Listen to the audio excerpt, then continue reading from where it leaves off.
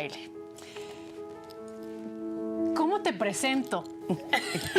O sea, uno, quien no te conoce ha vivido bajo una piedra los últimos años, pero empresaria, productora, locutora, conductora, mamá, amiga, amiga, hermana, amante. Ay, ¿cómo te defines a ti misma?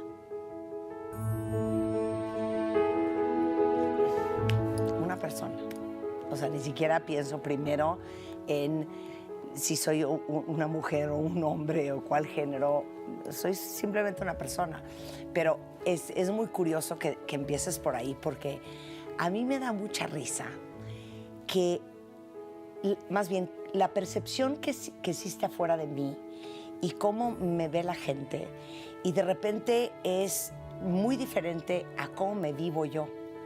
Y yo pienso que eso, que no sé si es un grado de inocencia o de ignorancia o mi buena dosis de realidad, me permite nunca creer que yo soy quien la gente cree que soy, o que yo soy importante, o que yo tengo un valor diferente o extraordinario al de cualquier otra persona, porque yo no me vivo como me viven los demás.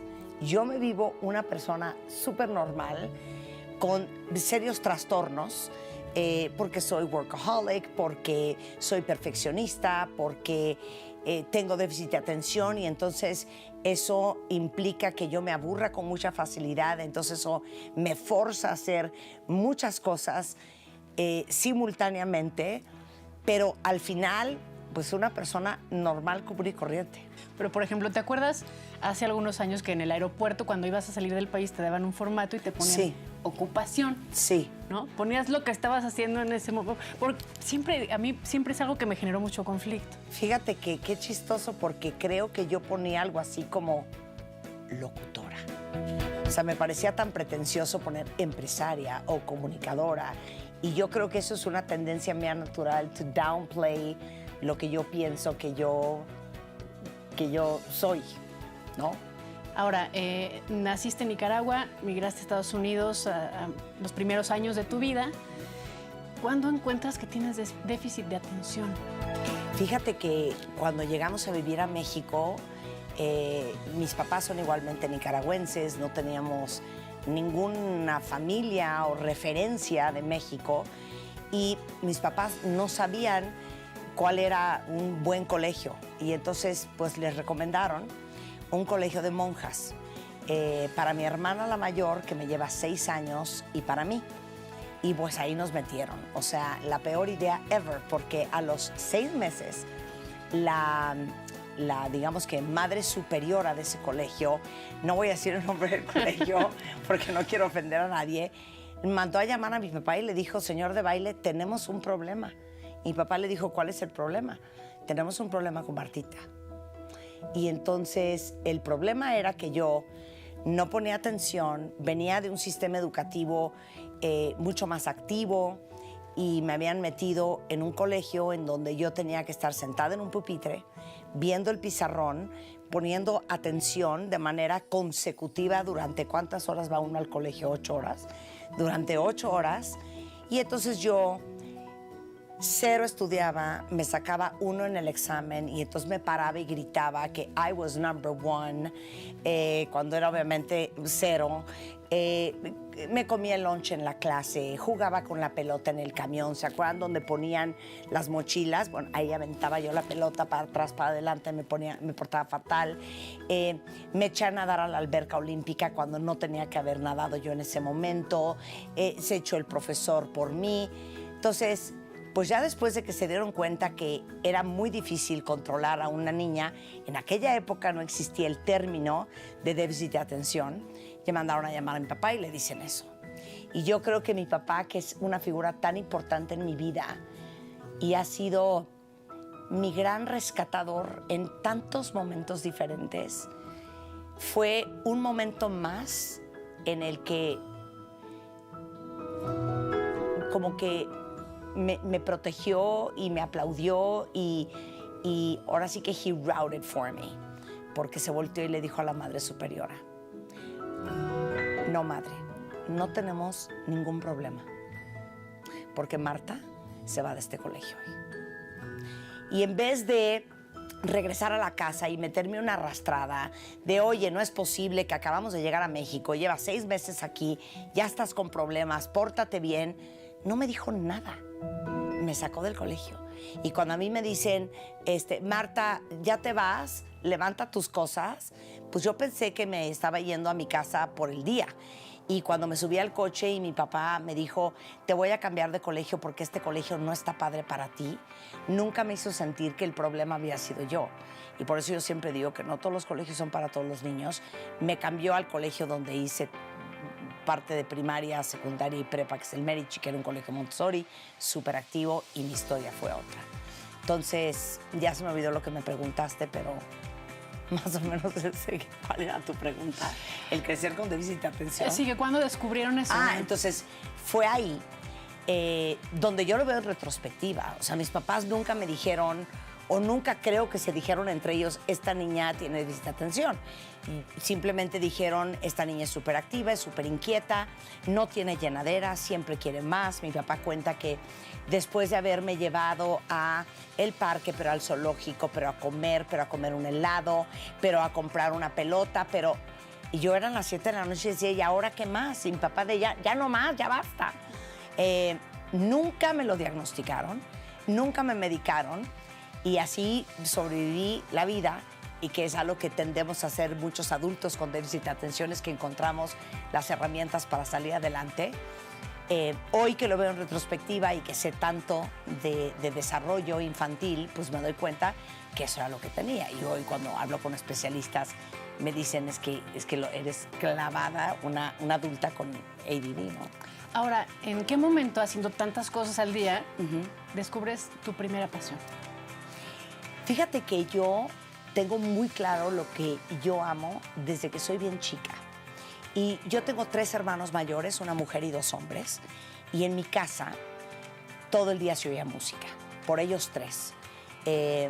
Mi hermana, que era fan de The Beatles y como de esa camada de música setentera, Rush, Marillion, rock progresivo. Mis hermanos eran tan fans de la música que tenían una banda en el sótano de mi casa. Mi hermano Roberto tocaba la guitarra, mi hermano Enrique tocaba la batería. Entonces la música siempre estaba ahí. Y yo, cuando vivía en México, compré mi primer disco aquí, que fue Amy Stewart, Knock on Wood, que era un disco de acetato donde salía ella. Y el primero que compré en Estados Unidos fue uno que se llama George Benson, Give Me the Night. Entonces, a mí me impresiona eso porque yo nunca pasé por la época que a lo mejor pasó mucha gente en su infancia, no sé, desde Parchís hasta, ¿no? Ese Pablito Fernández, o no sé cómo se llama. Pablito Ruiz o Pedrito Pablito, Fernández. Exacto, ellos. O Timbiriche. Yo estaba clavada en otro género. Electric Light Orchestra. Y entonces, a los 12 años, fíjate qué cosa más fuerte, yo jugaba en el cuarto de mi amiga Ana Paula a que yo presentaba canciones en la radio. Ese era uno de los juegos. El otro juego era que yo presentaba los Óscares y los Grammys. Eso es a los 12.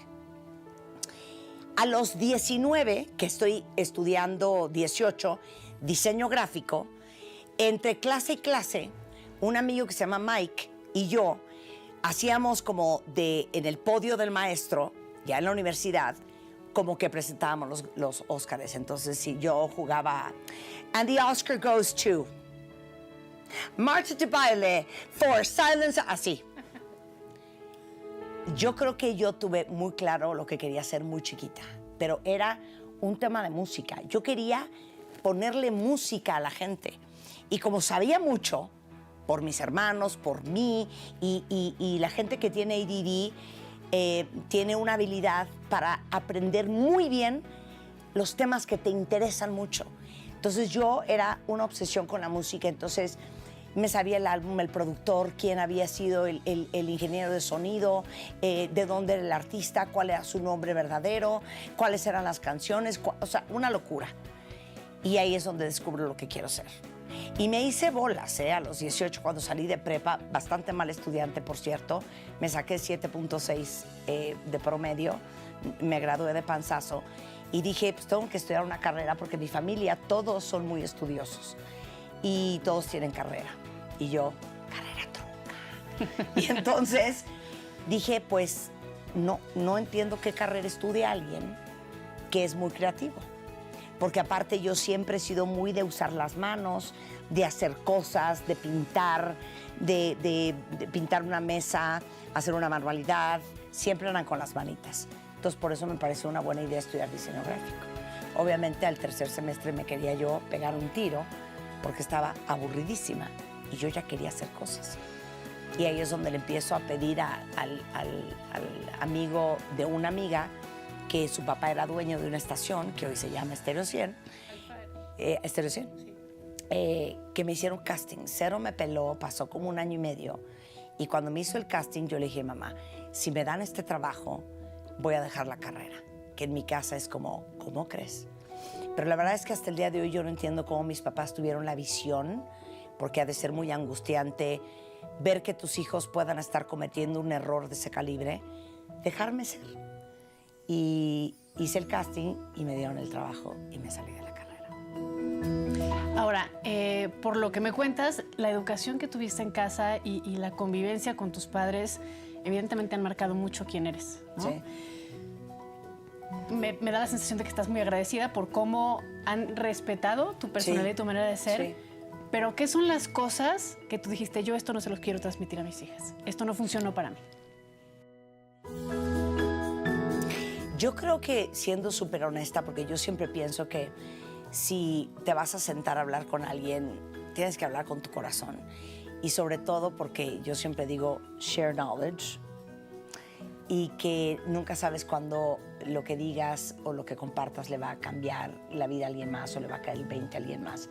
Y yo creo que lo que nunca quise hacer con mis hijas es lo traumático que fue el divorcio de mis papás. Yo creo que no estuvo bien manejado. Yo estaba muy chica, tenía 12 años, y me quedé muy impresionada por muchas razones. Me quedé muy impresionada porque estuvo muy presente todo lo que pasaba en la vida de los hijos, ¿no? 2, mi papá se fue. Y mi papá, así como el papá para todas, supone ser el primer gran hombre de tu vida. Y el que mi papá se haya ido, automáticamente me causó una tremenda huella de abandono.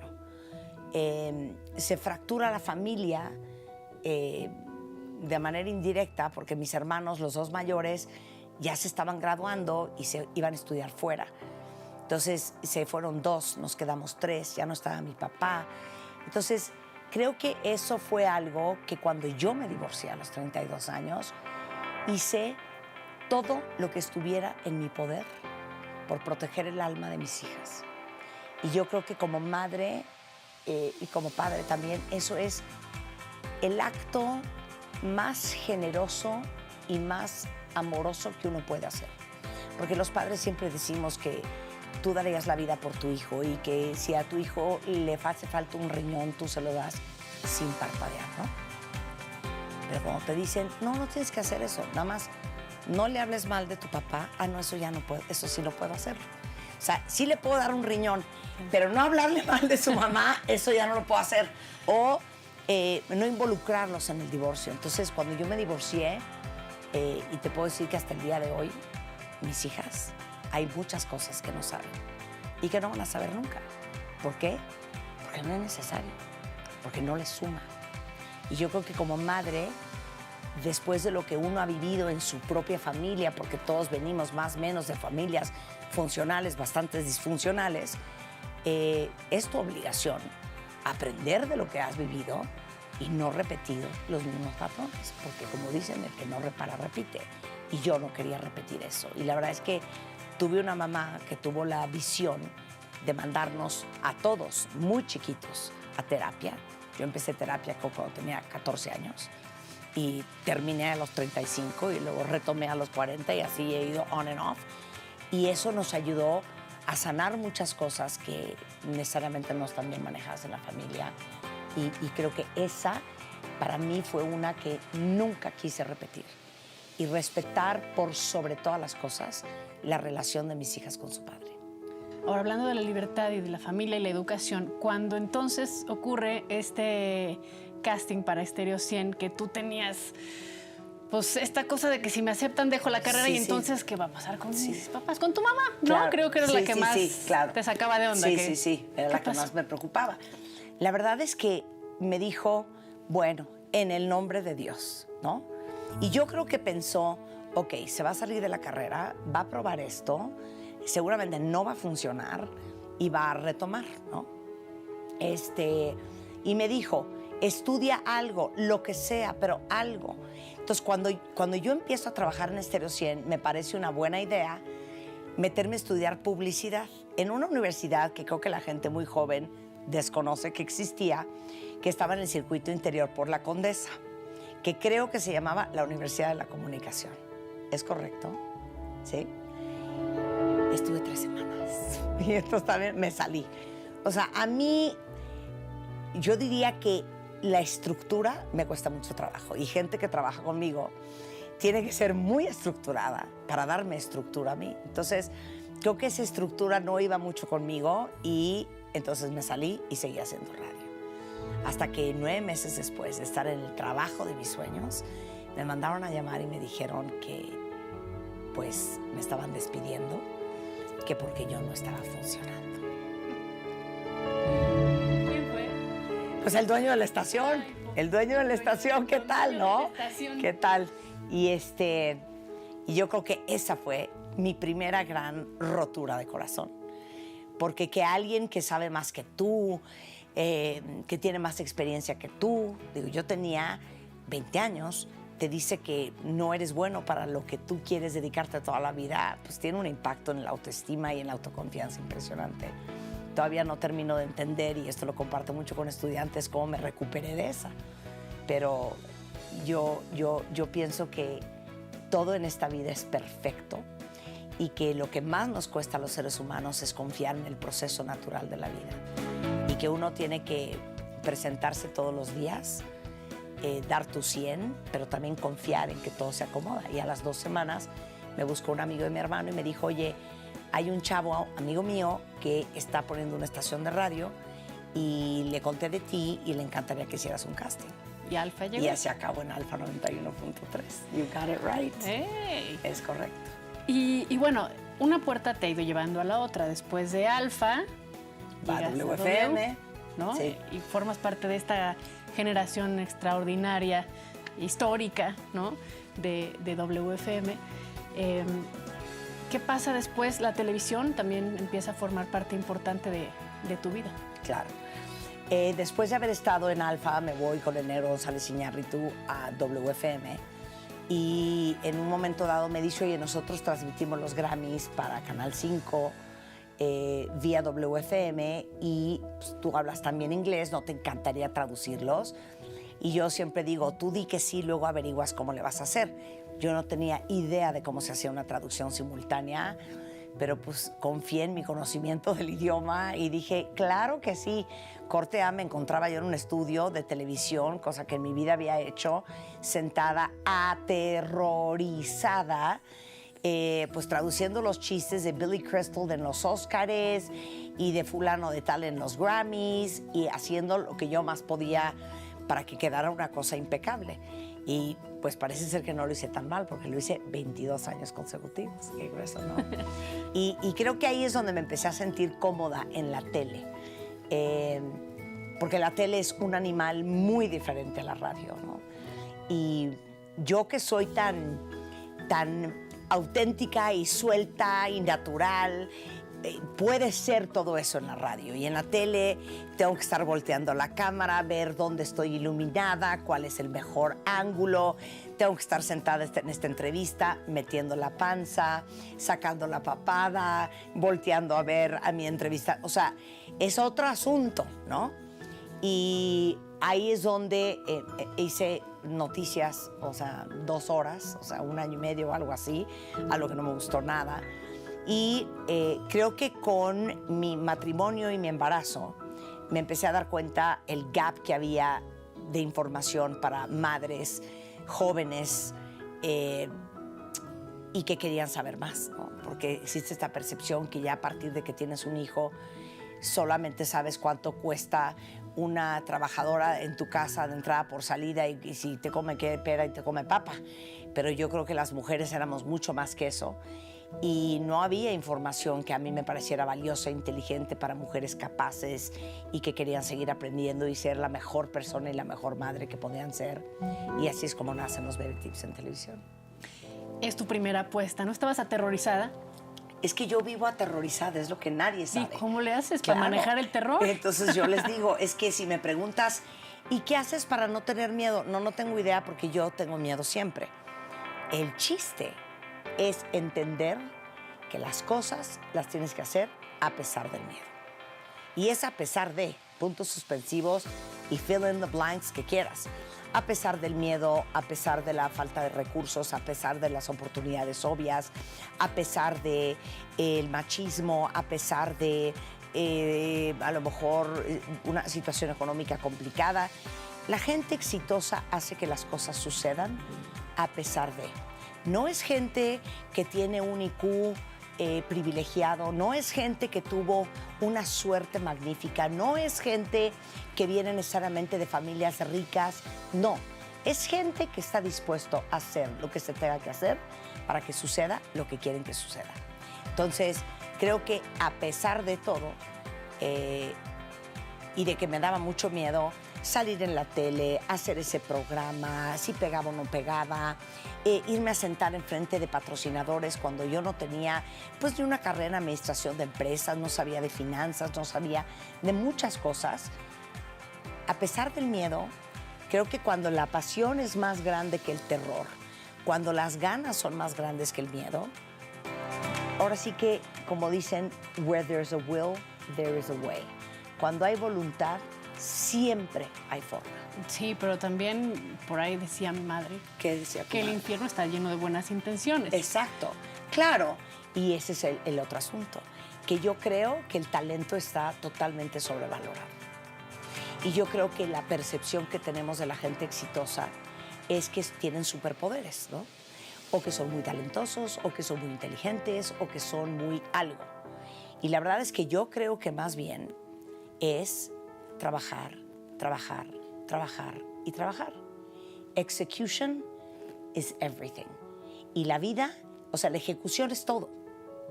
De nada te sirve pensar y soñar y planear y escribir y proyectar. En mi oficina se ríen porque les digo, ya dejen de estar planeando, por favor. Ya vamos a hacerlo, ¿no? Yo soy a doer.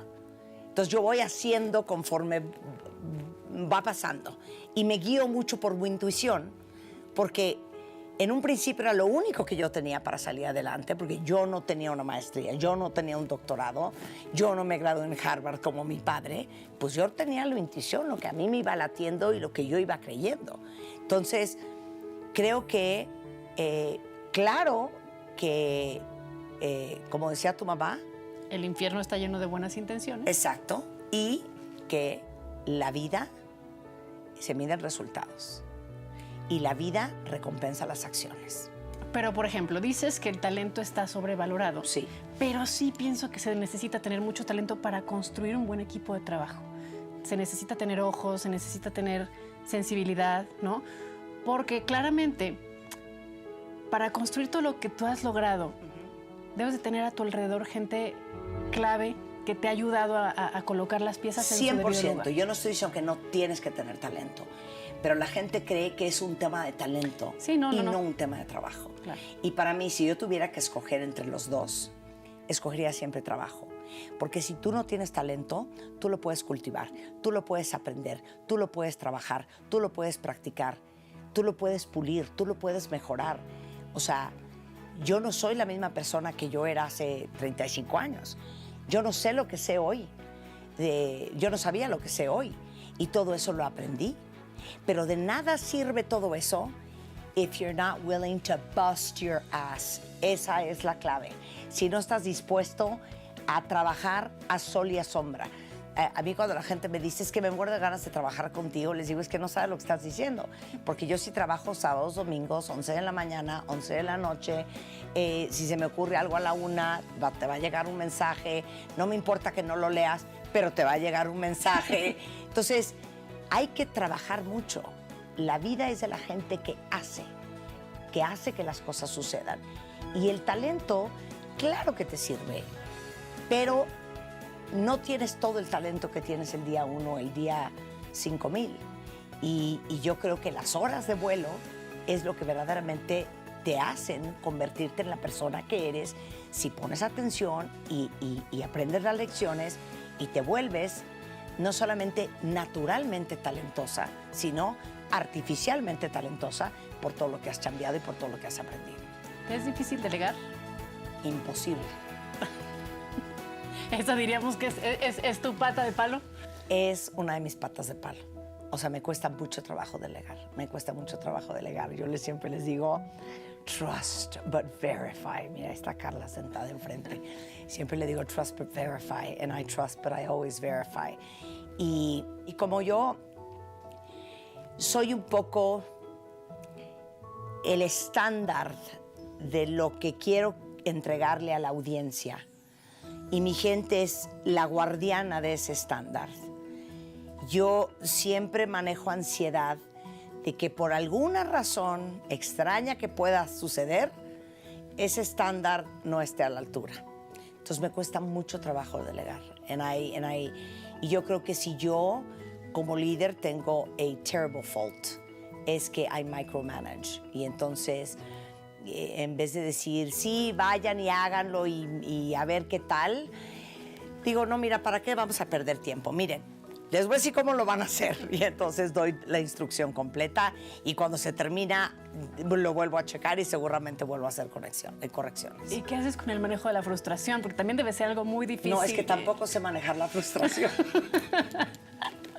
Entonces, yo soy muy intolerante a la frustración porque aparte tengo un defecto muy gravísimo, que es que vivo con un sentido terrible de urgencia.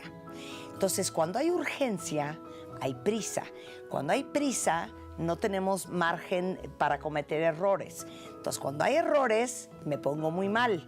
Y entonces es como un círculo vicioso en donde me cuesta mucho trabajo, porque quedamos que no nos íbamos a mentir en esta entrevista, me cuesta mucho trabajo que las cosas no salgan como se planearon, que las cosas no salgan como dijimos que iban a salir, y me preocupa mucho no tener absoluto control de todo.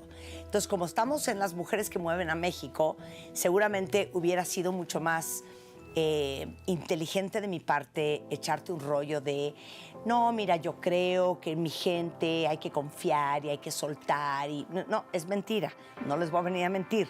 Así, mira, controlar no sirve de nada y yo he aprendido a soltar. No he aprendido a soltar y para mí controlar es muy importante. Creo que por eso nunca he sido ni drogadicta ni borracha, porque perder el control no es lo mío. Oye, y por ejemplo, una de las cosas, de las muchas cosas que hay que admirarte, Marta, es que pues con tu trayectoria también nos tocó ver el surgimiento de las redes sociales, ¿no? Siempre me pongo a pensar, una persona como tú, tan pública, tan presente, el haber sabido adaptar tu comunicación a todas las plataformas que existen hoy en día no es fácil. No es fácil porque, o sea, eres una flecha vengadora. O sea, aquí está Instagram, aquí está Twitter, aquí está, ¿no? Y te comunicas a la gente por todas las vías posibles. Sí. ¿Cómo fue de repente colocar tu comunicación a través de todo esto? ¿Y cómo resulta para ti de repente también que esta comunicación tan directa también es de dos vías? De dos vías, claro. Y mira, y ahí yo creo que es donde uno, como cabeza de una empresa, tiene que saber para qué es bueno y para qué no es bueno. Y yo creo que esa es una de las cualidades más importantes que tiene que tener cualquier líder. Saber que no sabes. Y para eso, siempre en la compañía hemos tenido equipos de gente mucho más joven que yo, que nacieron digitales, que son nativos digitales, que le entienden muy bien a eso. Y en general, pues todo mi equipo es más joven que yo. Entonces, en eso son grandes asesores y grandes visionarios de hacia dónde hay que ir, con toda mi resistencia, porque creo que cuando te dedicas a lo que me dedico yo, y las redes son parte fundamental de la amplificación de lo que sea que queremos decir, te vuelves esclava de las redes y cada vez tienes que subir a tu portafolio más chamba, ¿no? Porque en un principio era, pues tenemos Facebook y luego, ahora es Twitter y es otro lenguaje. Adivinen que acaba de salir Snapchat, Jesus Mother Mary, ahora hay que hacer. Luego viene Instagram y es otro animal. Después, adivina qué. Bueno, creo que un poco antes. Tenemos que empezar a hacer cosas en YouTube. Y yo decía, es que ¿a qué hora va a suceder todo esto? Y ahora, TikTok. Y te voy a decir todavía lo que es más difícil. Resistir a la tentación del like y del follower. Y te lo digo porque lo más normal es que alguien público quiera la mayor cantidad de seguidores posibles y la mayor cantidad de likes y engagement posible, a veces al costo de lo que sea. Y es muy difícil no convertirte en lo que la gente quiere que tú seas, aunque no seas tú. Entonces, hemos tenido conversaciones en el pasado largas, arduas, acaloradas, de, oye, es que cada vez que sales cocinando, no sabes cómo les va a los videos. Deberíamos de cocinar más. No, es que yo no soy Chepina Peralta. Sí, pero es que les va increíble. Sí, me parece sensacional. Yo no soy Chepina Peralta. Sé cocinar 7 cosas muy bonitas. La cocina no es necesariamente algo que particularmente me interese. Hay cosas que me parecen divertidas, un asado de carne, cómo hacer un huevo francés, cómo hacer un huevo pochado o un pan francés o cómo hacer los chilaquiles a la de baile. Lovely. De eso a que vamos a abrir un canal de cocina no va a suceder. O, oye, te están invitando este personaje a que hagas esto con él y entonces va a estar bien padre y entonces eso te va a dar más followers y gente de otro grupo que a lo mejor no te conoce y eso te va a dar más exposure. Sí, pero lo que está haciendo este cuate no está padre, no soy yo. Pero mira, no importa, resistir eso es lo más duro. Y me he resistido. Y yo no voy, aunque vaya a conseguir likes y followers, a ir en contra de lo que yo pienso, creo, siento y soy todos los días. En TikTok, a mí me trastorna bailar y me vas a ver bailando en el pasillo de W Radio cuando entro y como soy cantante frustrada, hago videos cantando y me pitorreo de risa. De eso a que voy a empezar a hacer TikToks bailando o TikToks cantando, porque eso es lo que jala, no lo voy a hacer. Entonces yo creo que el tema de las redes más complicado para mí es ese. Nunca perder tu esencia, no importando cuánto oro te prometan al otro lado del arco iris. Y 2, que sea un trabajo de tiempo completo. Un trabajo de tiempo completo. Ahorita me fui a mi vacación de cumpleaños y entonces mi gente ay no, pero sí pon stories, pero hija, sí haz fotos tuyas. Y yo, entonces es de, oiga, con los del crew ¿me pueden tomar una foto? Juan, ven, mi amor, ven. Y entonces Juan se para con el ¿qué pasa? ¿Me tomas una foto? O sea, para las redes, ¿no? Entonces, es un trabajo de tiempo completo. Y yo tengo una profunda admiración por la gente que es lo único que hace todo el día. No, bueno, es que debe ser agotador. Tú haces muchas cosas, pero eso lo haces también brutal. Bueno, pero no te creas, hija, se batalla. Pero es un arma de venta también poderosísima. Es un arma de venta poderosísima. Se ha convertido en algo 100%. esencial. Y cuando yo encuentro clientes y socios comerciales que a mí me hace clic con lo que yo quiero que mi audiencia sepa o aprenda, it's a perfect match, ¿no? Y ese es un perfecto ahí. ¿Cómo aprendiste a negociar? Porque también me parece que habemos muchas, somos bastante sonzas para eso, ¿no? No podría yo creer que tú eres sonza en ningún aspecto de tu vida. No, pero a veces es difícil, es un tema como... Sí. Que no sé, nos cuesta trabajo. Yo creo que uno le es más fácil negociar cuando tienes dos factores. Uno, cuando tienes autoconfianza, porque eso engloba que sabes lo que vales, o sabes lo que vale lo que estás vendiendo, o sabes el impacto que esto puede tener cuando tienes fe, autoconfianza y cuando tienes absoluta certeza de lo que estás vendiendo, lo que sea que sea. Puedes estar vendiendo un especialista en un programa de radio, puedes estar vendiendo un shampoo o lo que sea. Y dos, que nunca te sientes a negociar en una mesa de la cual no estás dispuesta a pararte. Cuando tú tienes eso claro, tú estás en una posición de autoridad y de poder. Entonces yo le digo mucho a mi gente, nunca se sienten a tener una negociación o una conversación de la cual ustedes no están dispuestos a cerrar el iPad, pararse y decir, 1000 gracias, this is not gonna work. Y creo que cuando estás ahí, you own it en cualquier sentido. Y te lo digo porque yo tuve momentos sumamente difíciles y complicados. Cuando yo empecé la compañía hace 22 años, pues yo me sentaba a negociar con los vicepresidentes y directores de marketing para traer dinero a Bebemundo y eran mucho mayores que yo, con mucho más colmillo que yo, con mucha más experiencia que yo.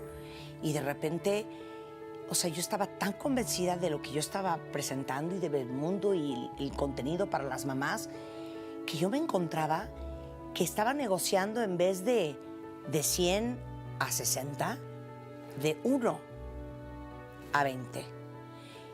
Y de repente me caía el 20 de, no, espérame. Es que no estamos negociando cómo llegar a tus 30 o a tus 20 que me estás ofreciendo. Es diferente negociar de abajo para arriba que de arriba para abajo. Yo estoy negociando de 100 hacia abajo. Entonces, en un momento me querían cambiar la jugada y yo creo que eso también tiene que ver mucho con experiencia, pero sobre todo de tener muy claro que nunca estás en el down position. Y cuando no te sientes en el down position, creo que tu actitud es el mensaje. Y nuevamente, muchas veces hemos tenido que pararnos de mesas de negociación porque lo que quiere el cliente no es un buen fit con lo que nosotros queremos darle a nuestra audiencia. Entonces, oye, no vamos a anunciar este producto porque es un producto a lo mejor en el que no creemos, o es un producto que nos parece que no es beneficioso para nuestro cliente, o es una campaña que nosotros como compañía estamos casi seguros por el conocimiento que tenemos del mercado que no va a jalarte. Y entonces cuando no te jale, el responsable del resultado voy a ser yo. Entonces, de una vez te digo que este resultado que tú esperas no te lo puedo dar yo. Y hay que pararse. Ahora, te preguntaba al principio, ¿qué eras? ¿Cómo te definías? Ahora te pregunto, Marta de Baile es una marca. Es una marca importante, bien posicionada, de productos para el cabello, de ropa, de lentes, de casa. Maquillaje. Eso And todo. more to come. ¿Cómo ha sido entonces ahora para ti? Háblame de Marta de Baile como marca. Yo creo que eso fueron muchos años en the making.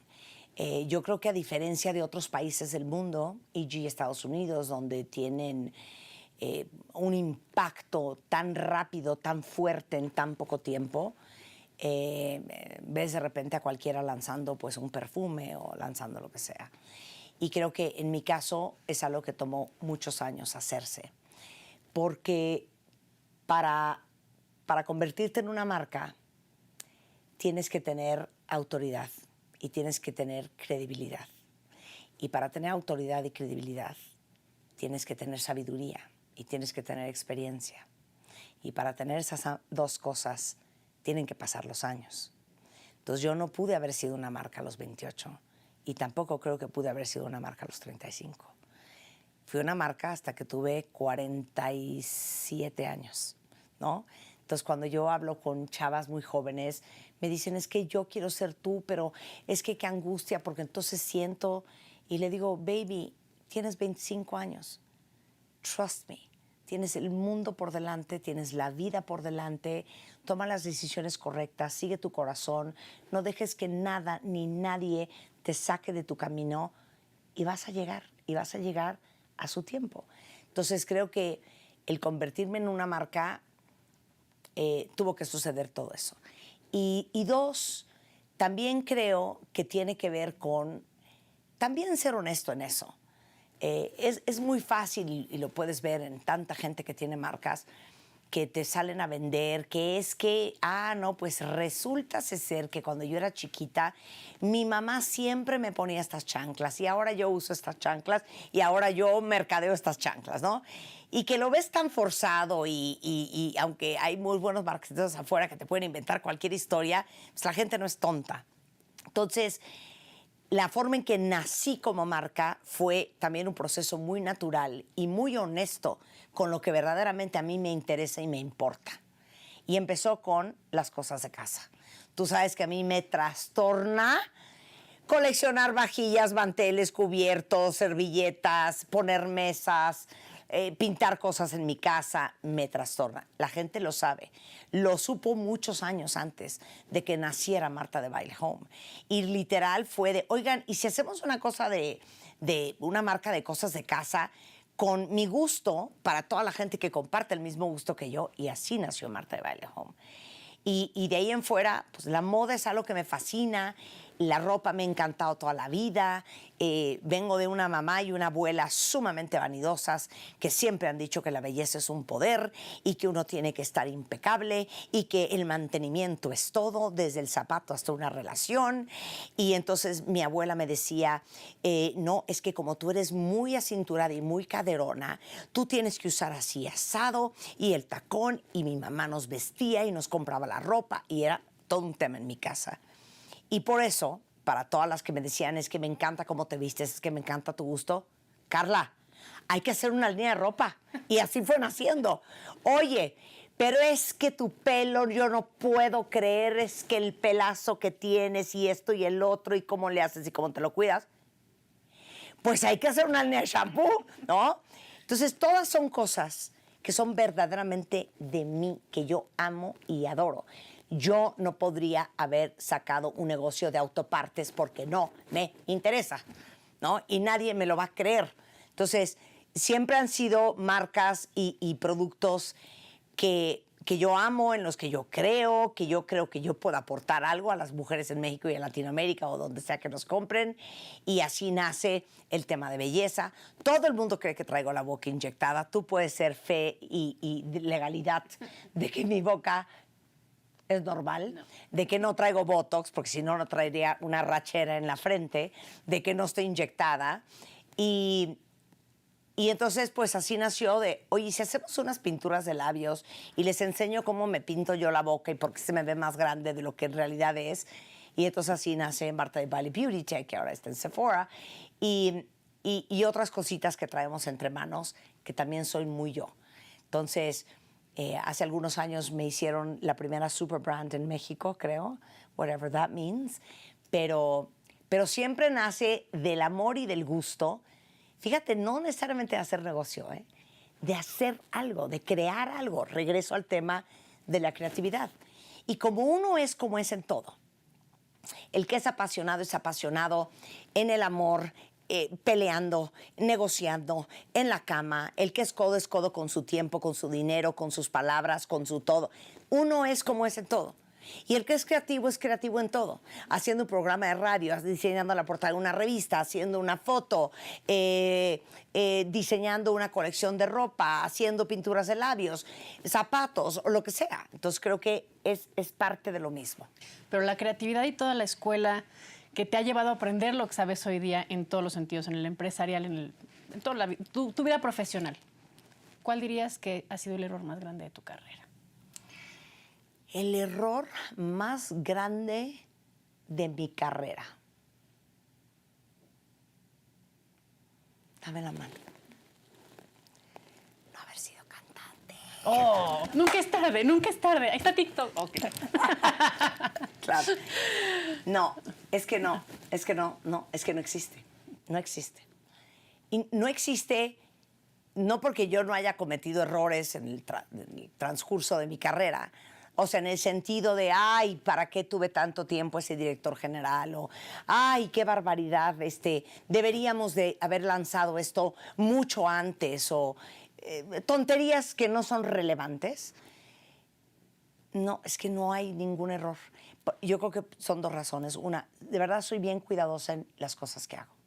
Bueno, creo que un error fue haber permitido que se me quebrase la voz. Oh. Cuando se murió la reina Isabel. No. Pienso muy bien lo que voy a hacer. O sea, no lo que voy a hacer en la radio, lo que voy a decir, me vale. Yo digo puro disparate todo el día y me da igual. No, lo que voy a hacer, el siguiente proyecto y cómo lo vamos a hacer y cómo lo vamos a ejecutar. Y segundo, porque neta, no hay errores. Todo es perfecto. Y eso es exactamente lo que tenías que vivir en ese momento y era lo máximo que seguramente podías haber hecho con las herramientas que en ese momento tenías. Entonces, no creo que haya nada que yo te pueda decir que fue un terrible error. Más que no haber sido cantante. Oh, ahí está TikTok, nunca es tarde. Marta, ya para terminar, tú sin duda, ya lo decíamos, eres una de las mujeres, las grandes mujeres que mueven a México, pero dime qué grandes o qué mujeres te han movido a ti. Híjole, creo que a mí me mueven todas las mujeres, todas, todas, todas, todas. Y cuando lo digo, me dan ganas de llorar otra vez. Me mueven todas las mujeres que hacen las cosas a pesar de. Me mueven las mujeres que son madres solteras y que sacan a los hijos adelante a pesar del exmarido del infierno, a pesar de no tener carrera, a pesar de no saber cómo van a mantenerse solas y a mantener a sus hijos. Me mueven las mujeres que han sido abusadas y que a pesar de que han vivido historias de terror en su infancia, en su familia, Oprah, se convierten en un monstruo como ella. Me mueven y me conmueven las mujeres, y creo que por eso me conmovió mucho lo de la reina Isabel, con ese nivel de servicio. Que esa mujer desde los 25 años lo dijo, no importa qué tan corta o qué tan larga mi vida, quiero que sepan que mi vida va a ser en servicio de ustedes. Y así lo hizo, poniendo de lado a sus hijos, a su marido, sus preferencias personales. Gente con ese nivel de convicción me parece impresionante. Entonces sí creo que mi mamá, con todo lo que vivió en su infancia, en su matrimonio, mi abuela, que fue viuda muy joven y que sacó adelante a sus hijos en los 50 y mandó a estudiar a sus hijos fuera, haciendo pasteles y bolovanes en Nicaragua. Entonces, creo que yo admiro a todas las mujeres y también a todos los hombres que han hecho maravillas de su vida a pesar de. Eso es lo que me mueve. Pues mi admiración también para ti y muchas gracias por esta conversación tan deliciosa. Gracias por ser una inspiración y por ser una de las mujeres que mueven a México. Y creo que todas las que somos mujeres en este país, que queremos seguir moviéndonos, pero también moviéndonos entre nosotras y moviendo las nuevas generaciones.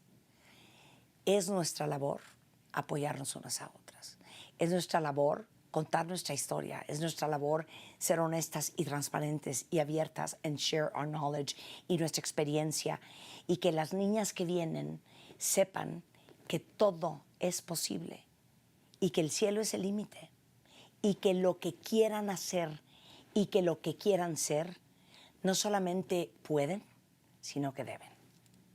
Amén. Amén.